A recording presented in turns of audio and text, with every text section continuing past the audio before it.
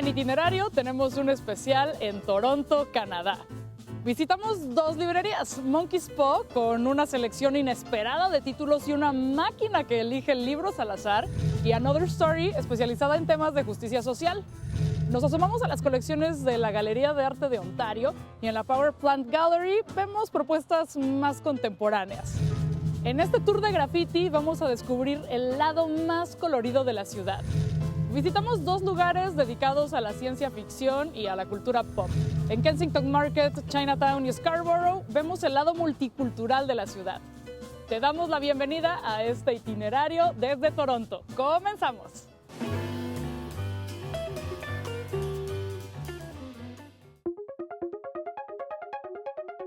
Kensington Market es un barrio multicultural que, a pesar de atraer a personas de otros lados de la ciudad y a turistas, ha resistido a la gentrificación gracias a la unión de las y los vecinos y al sentido de comunidad.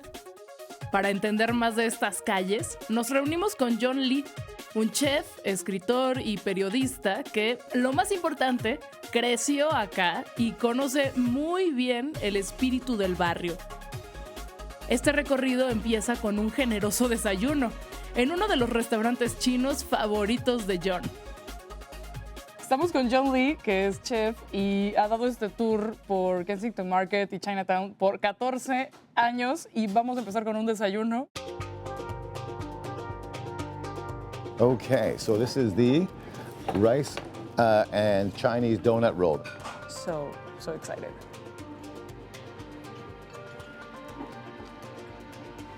Wow. This is the sumai, or the pork wrapped in a tofu skin. Oh. Yeah, fantastic. I've seen them make it here. This is great. So, when dim sum comes, you want to have it hot. Dim sum is originally from Canton, and it's from the spice route that used to travel up through the Chinese regions. And the reason this was invented, dim sum means to touch the heart, not to fill your belly. That's why it's small bites. Very hot though. Be careful.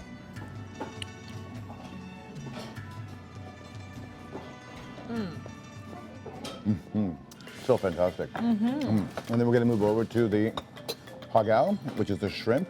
So beautiful work with the same kind of rice dough skin. Very light, delicate. You can almost see through it.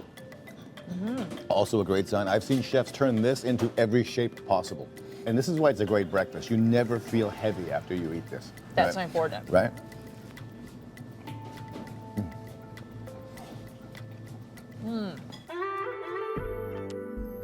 Kensington Market no se puede explicar sin el sistema de apoyo a migrantes y a personas vulnerables, implementado desde los tiempos en que este era un barrio de migrantes judíos. Ever kind of adjusted for the new culture. So they finally declared this neighborhood officially Chinatown a protected and well-defined part of the city. We're going to make a left here. Okay. And I'm going to show you. So that sculpture you see there. Yeah. Part of the other plan of revitalizing Chinatown was to give the arts community some kind of a voice. So those dragons that you see, where the streetcar is, this chair with a cat on top. I love it. It's called Home Again. The reason it's called Home Again is because this is the neighborhood you come to when you're a new immigrant. It reminds you of home. So if you're looking for a specific spice from Mexico or from Peru or from Colombia, you can usually find it here. Every immigrant wants the same thing. They want to feed their families, they want to be able to make a living, and they want to be able to have their dignity. You don't want to beg. You don't want to ask people for help. You want to help yourself. And that's one of the strongest parts of the Canadian culture, is that we have a very hard-working community of immigrants who are all, looking for the same things. La mezcla de negocios de todo tipo es una de las claves para que Kensington se mantenga habitable y a la vez visitable. Lo mismo está la carnicería de toda la vida, que la parte de tiendas vintage con excelente curaduría, de las que por cierto es casi todo el guardarropas de John.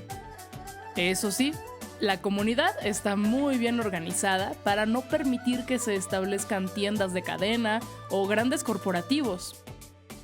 I love the store, and prices are not out of control like many other vintage shops in here in New York City and LA, right? I mean, you actually get a sense that this is actually for regular people. Yeah. Right? This is not meant to be for just tourists. And But they have we have a fashion week every year.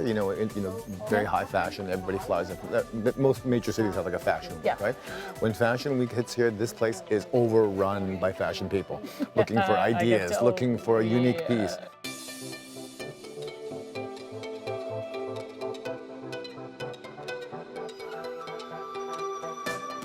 So how was it like to grow up in a neighborhood like this? It was probably the best. I mean, even then I realized how special it was because other parts of the city were not as rich in culture as it was here. There were so many different people living here, from different parts of the world, from Central America, Latin America, Asia, Europe. The beautiful qualities of a culture are never determined by anybody more than the people that live in that culture. And I think that's one of the reasons why Kensington Market is a special place, not just in Toronto, but I would say, having traveled quite a bit, probably in the entire world, I've found very few communities that can resemble the way that this neighborhood has naturally and organically kind of developed its own philosophy and principles.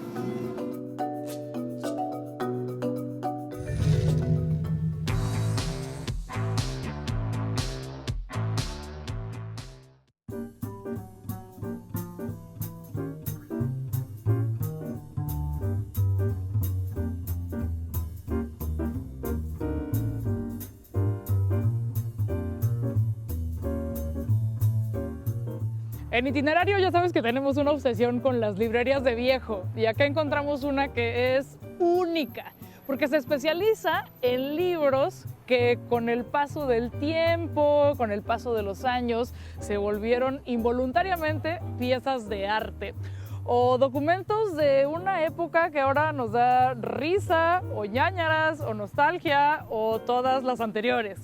Vamos a Monkey's Paw.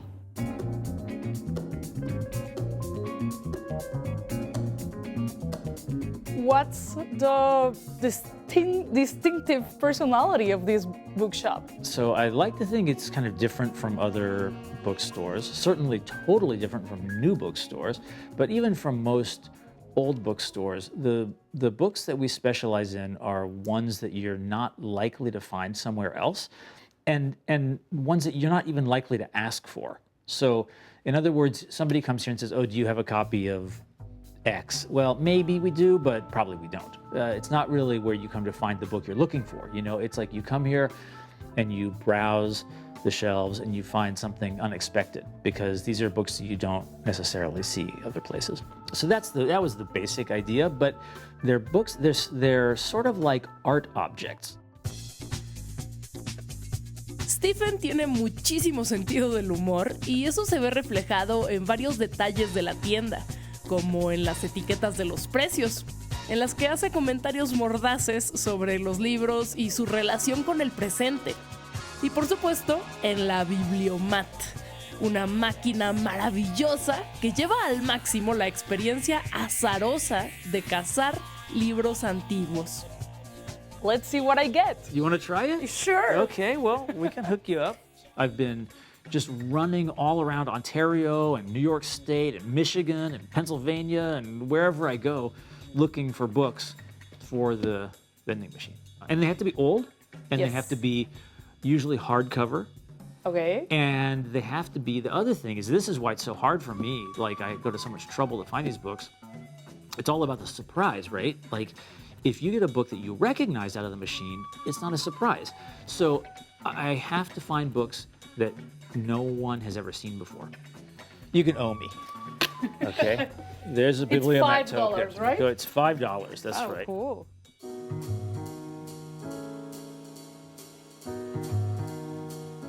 Esto es tal cual como las maquinitas esas que tenían unos huevitos con juguete sorpresa adentro, pero con libros. Entonces es tan simple como meter la monedita y sale un libro. Sorpresa. Y esta vez me tocó The Social System of the Zulus. Certainly not the most expensive books in the store, but they're the ones that are kind of thing. that I really love to specialize in, that Okay. are like crazy books. Okay. Like this one, How to Survive an Atomic Bomb. Yeah, it's basic knowledge. Yeah. And then this is a great example of a Canadian book, the Northern Cookbook. You know, you have to remember in the far north, they don't really have food there. You know, how to cook beaver, or how to cook whale, or how to cook polar bear, stuffed whale roast. Yummy. So, I think if I ever move back to the States and I take one book with me, This one. I'd be like, this is Canada right here. That's the most Canadian thing ever. Al final me decidí por una revista de videojuegos de los años 80, cuando ni siquiera imaginábamos en qué se convertiría esa industria y todo era pixeles y especulación. Aunque los recetarios de los años 70, con fotografías de comida nada apetitosa, también me hicieron ojitos.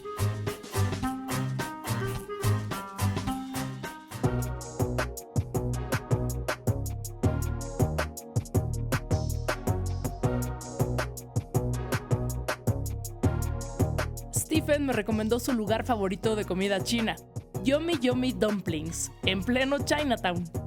Es un local como los que nos gustan en este programa, medio escondido, en un sótano, con un menú dirigido sobre todo a la población china de Toronto, con precios accesibles y un sabor, bueno, riquísimo.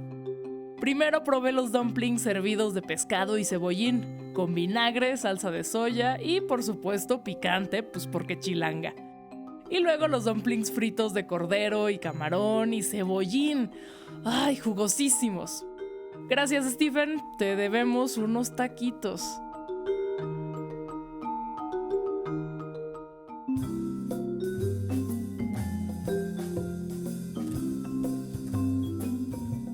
Había una parada en Toronto que no podía dejar de hacer. La Casa de las Muñecas de Leslieville, un barrio tranquilo al oriente de la ciudad. Sí, pues de alguna manera recuerda a la isla de las muñecas de Xochimilco, pero sin la leyenda paranormal ni la parte terrorífica, y tampoco con la intención de ser una atracción turística, para nada. Simplemente es la fachada, el jardín frontal y la reja de la casa de la señora Shirley Sumeiser, que pacientemente ha retacado estos espacios no solo con muñecas, sino con peluches, frisbees, objetos deportivos y otras chácharas eclécticas. Ay, esta es la fantasía de quienes somos personas coleccionistas, acumuladoras y que amamos los juguetes. Gracias, Shirley, por hacerla realidad.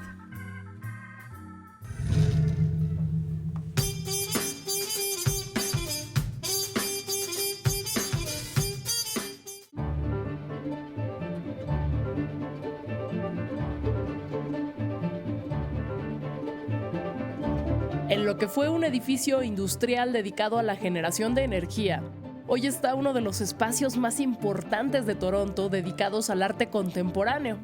Desde 1987, la Power Plant Gallery exhibe obras de creadores y creadoras canadienses y de otras partes del mundo, con la intención de detonar conversaciones e intercambios de ideas a través del arte. When you step in the exhibition, the first work you see is this. Yeah, so this work is actually by Oira, and Oira is an indigenous artist from Manaus, Brazil. And what makes them very interesting and special is that they are a drag performer, they are a biologist, they are an educator as well, so they're many things. And of course, when you look at this work face on, it's behind this really incredible red wall that's so vibrant. Yeah. You see quite a lot of greenery, so images of the trees flourishing, other plant life as well, and waterways in Brazil. And the work essentially talks about the artist persona trying to cure colonial diseases inflicted upon the land by environmental devastation. This work was done by Sonia Kelly-Her Combs. She is an artist from Alaska. And she's essentially talking about the abuses done by Christian missions in the state of Alaska, in the United States of America, in which there was an investigative reporter that found out through 2 reports that there was credible abuses done by these Christian missions, particularly by priests, churchmen, volunteers, and other workers. And of course, these kinds of abuses could be, psychological, physical, and sexual that were inflicted upon Indigenous peoples in Alaska. This entire room features works by Kuzin van Hovelen, and he is an Inuk artist. I want to talk maybe about this work over here, which is a work known as Avatak, and these are skin seal float balloons. And if you see them, they're quite charming. They kind of float and bob. They're silver and metallic, and they're in this kind of room that tries to kind of mimic the kind of feeling of the way that seals kind of pop up when they're in ice. These seals that you see are balloons, of course, but Inuit hunters would hunt a seal. They would empty it out of its, organs, and then, of course, they would be able to attach a harpoon tip, and you'd be able to catch another prey, like a whale, a walrus, another seal. So it's a little bit like a GPS tracker, you're able to track your prey. Un enorme contraste con estas piezas es la desconexión de la cultura occidental con la naturaleza, uno de los factores que nos han llevado a la crisis actual. Las comunidades indígenas del mundo han defendido incansablemente el territorio desde distintos frentes, incluido el arte. This also happens to be a work that is very special to my heart as well. I feel very connected to it. So this work is entitled Where I Live in the Orinoco jungle. The animals also live, and it's by Shiranawe Hakihiwe. But in this work, he's essentially combining, these kinds of like the Yanomami visual language with his own sophisticated language, to create these symbols. So you won't see them across the Yanomami art making, but they're very particular and special to him. And what they're essentially revealing is the artist's deep love for the jungle that he lives in. And when you look at the presentation, it's very organic. Yeah. There is no right or wrong way to present and exhibit this work, because you can just place them any manner and shape and form. What we tried not to do is to categorize them, because it's a very kind of Western perspective, to put things in a category, red and black or shapes. This is all very organic, very fluid, all of the animals kind of together in this really delicate ecosystem that happens to be, in this case, the paper. Arctic Amazon, la muestra que nos tocó ver, es muy emblemática del tipo de exhibiciones que se pueden encontrar aquí.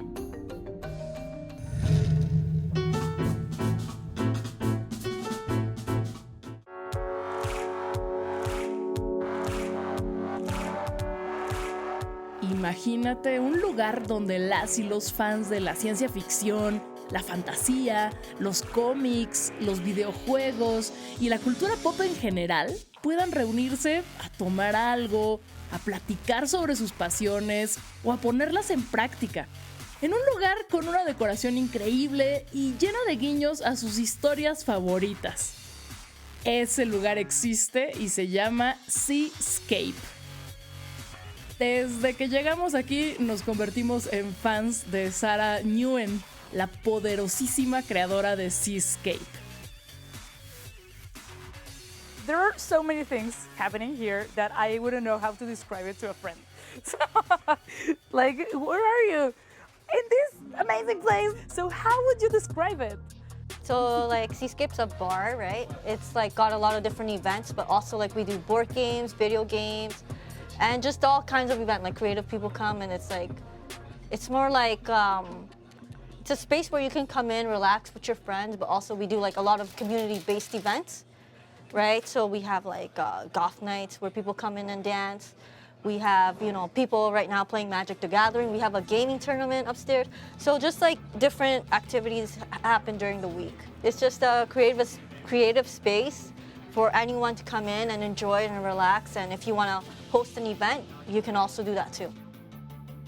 I guess I wanted something that was visually different from anywhere else. And I didn't want to just stick to one genre because I have so many favorite genres like horror, post-apocalyptic, just from playing video games and movies growing up. So I was I want something that's different.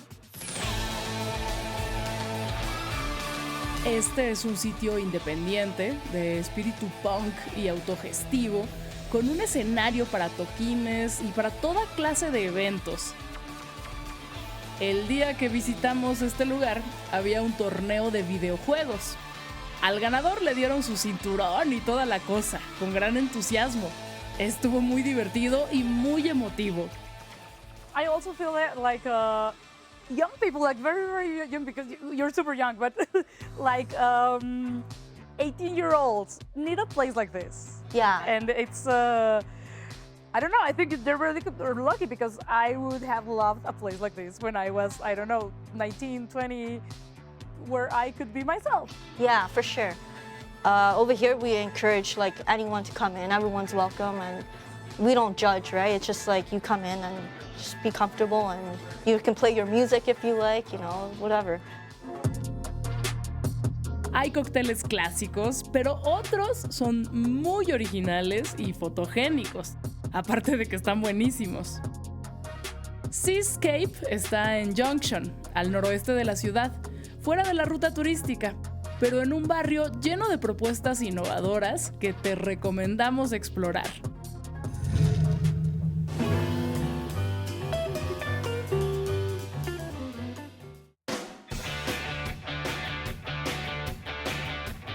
Las paredes de las ciudades hablan de muchas formas, pero una de las más evidentes es el graffiti. En Toronto hay una calle llamada oficialmente Graffiti Alley y Jason nos va a explicar por qué. Jason nació en Toronto. Era guía de turistas y también una persona muy curiosa. Un día quiso saberlo todo sobre el graffiti y así creó este recorrido. Welcome to Graffiti Alley. The original name for this alley was called Rush Lane, but because there's so much graffiti here, in 2010, the city of Toronto said this is an important place, and they changed the name of just this part to Graffiti Alley. Okay. So now this area, it's a popular place for tourists to visit. It's a popular place for us to lead tours, and it's a place where people come and take lots of pictures. So I'm really excited to show you our Graffiti Alley. Yeah, now what's cool about this alley is the city of Toronto, they have a law about graffiti. If you own a building, it is your responsibility to clean graffiti off of it. But in this alley, they've said no one has to clean graffiti off their building. So they allow the graffiti to stay. Here, the city automatically gives permission for graffiti to be here. It cannot be political. It cannot be offensive. And it has to add some aesthetic to the neighborhood. Yes, it has to look good. You can't make a building look worse. That having graffiti like this is actually a good thing for the city. People come here to see this graffiti and they stay, they shop, they eat in restaurants, they spend money. So the city, different neighborhoods in the city have tried to encourage more of this kind of graffiti.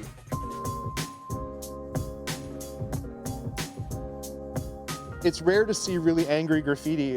The graffiti in Toronto tends to be colorful, cartoony. It's done for fun. It's not an angry protest. However, 2 summers ago, when Black Lives Matter became a big thing and there were protests, there were even demonstrations here in Canada, we started to see graffiti in Toronto about Black Lives Matter. For the most part, people in Toronto support Black Lives Matter. So this is a piece by Nick Sweetman, so the artist that we saw covered up. So this is literally a Black Panther, so inspired by the Black Panther movement in the 1960s in the US. There's also an Uber bird up there holding a card. Black Lives Matter. Yes. So there were a lot of artists that were showing support for the Black Lives Matter movement here in the alley.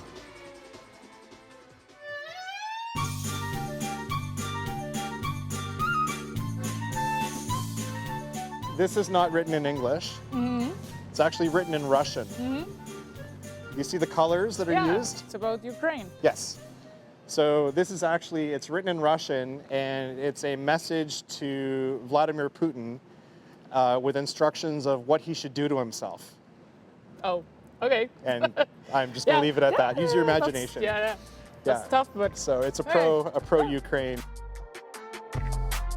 Después de este recorrido y de lo que nos cuenta Jason, cada graffiti, cada estampa, cada stencil y cada mural que vemos en las calles de Toronto cobra un nuevo significado.